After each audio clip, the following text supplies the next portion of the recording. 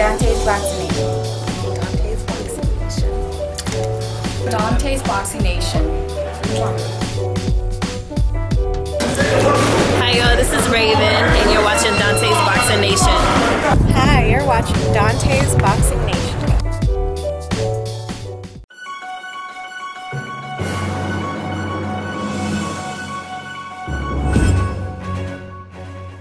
Dontaesboxingnation, what's going on, guys? So earlier today, Adrien Broner, he posted a picture of him facing off with Danny Garcia, and this is what he basically wrote. Quote, "This is the next mega fight, me and Danny Garcia. Business before friendship. But I want to fight Amir Khan first, then my homie Danny Garcia. You have to fight the best." End quote. Let me just start off by saying this. When it comes to fighters that are on the coincidental list, like Adrien Broner, I want you decafs to understand, this is not American Idol. This is not a beauty pageant. This is not Miss America. Okay? You don't have to convince us, give us a speech of what you're going to do in your personal time, saving the world, and how you're a great husband, or you go to church 4 times a week, so on and so forth. This is boxing. This is a blood sport. The only thing that matters is what you do in that ring. When I got surgery done on my knee, I didn't care what that doctor did on his personal time. All I cared about is what he did in that operation room. That's the only thing that mattered. Now, when it comes to boxing, the question is, how do you define toughness? And if you ask a lot of people that question, many people will say a fighter who's willing to fight the best, right? You have a lot of guys that are supposed to be tough in the sport that are actually avoiding all of the best competition in their own division. Adrien Broner is not one of those people. You know, you could go all the way back to when Adrien Broner was undefeated. Adrien Broner back then, he was always calling out the best competition. I remember before he fought DeMarco Antonio, he was calling out the undefeated at the time, Brandon Rios. He was calling out Marquez. He was calling out Antonio DeMarco, right?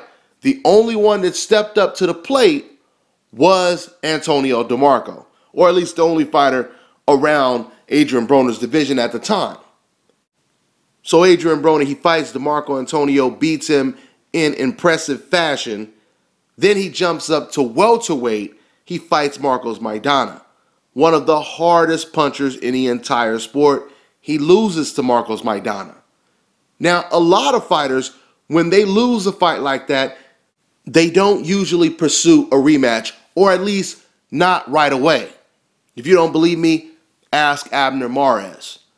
Even Oscar De La Hoya, when Oscar De La Hoya lost to Shane Mosley, Oscar De La Hoya, he wanted no part of a rematch. At least for 2 years, he didn't want a rematch. But after Shane Mosley lost to Vernon Forrest twice, that's when Oscar De La Hoya was ready to get back in the ring with Shane Mosley. So the point that I'm making is you have someone like Adrien Broner who clearly lost to Marcos Maidana. But he's already willing to get in the ring with Maidana a second time, knowing that he could lose so much. Because if you lose to Marcos Maidana twice, I mean, your career takes a huge hit. Adrien Broner understands this and is willing to take the type of risk that a lot of quote-unquote tough guys don't usually take, right? I mean, since Adrien Broner lost to Marcos Maidana, he has called out Marcos Maidana for a rematch. He's called out Juan Manuel Marquez, Manny Pacquiao, Lucas Matisse, and now he's calling out Amir King Khan and Danny Swift Garcia.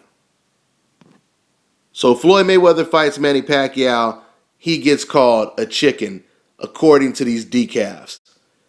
Adrien Broner calls out Lucas Matisse, Juan Manuel Marquez, Marcos Maidana.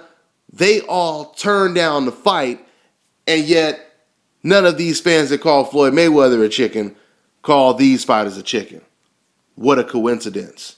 So anyway, Adrien Broner says that him against Danny Garcia will be the next big fight. But before that fight, he wants to fight Amir Khan. I am going to say this now, and I'm going to probably say it a million times.